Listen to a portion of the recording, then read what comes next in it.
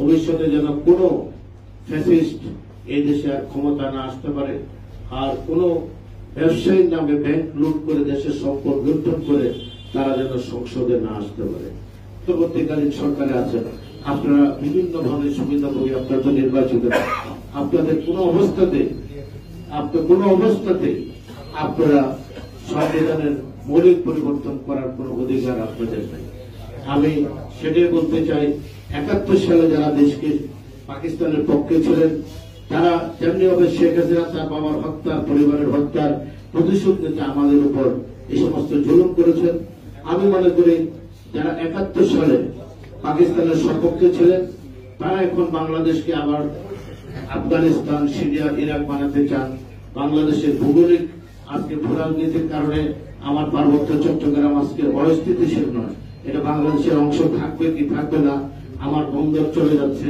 এই বেরিয়ারা সারা পৃথিবীতে যারা আজকে সুদের ব্যবসার মার্কেটিং করেন, যারা আপনার সাম্রাজ্যবাদীদের মুখপত্র হিসাবে সারা পৃথিবীতে বক্তব্য রাখেন, তারা যদি বাংলাদেশকে আজকে অস্থিতিশীল করার কথাই করতে চায়, এর থেকে আমাদের মুক্তি পেতে হলে আজকে জাতীয় ঐক্যের কোন বিকল্প নেই। ৭১-এর মহান ৭১-এর মুক্তিযুদ্ধকে স্বীকার করেন না, যারা শহীদ প্রেসিডেন্ট জিয়া রহমানের মহান স্বাধীনতার ঘোষণাকে স্বীকার করেন না, যারা ৩০ লক্ষ শহীদের রক্তকে স্বীকার করেন না, তাদের এদেশে ভোট চাওয়ার অধিকার নেই, তাদের এদেশে ভোট করারও, নির্বাচন করারও তাদের কোনো অধিকার নেই।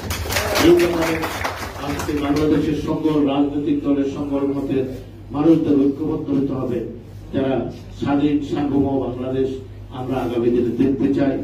আমাদের ভূ রাজনীতির আজকে ক্রিয়া করে আমরা আমাদের দেশকে একটি লীলাভূমিতে পরিণত হতে যাচ্ছে, যেটি আপনারা দেখেছেন সিরিয়ার লোকেরা এখনো কিভাবে ভোগে, লিবিয়ার কি অবস্থা, আপনার আফগানিস্তানে কি অবস্থা, ইরাকে কি অবস্থা।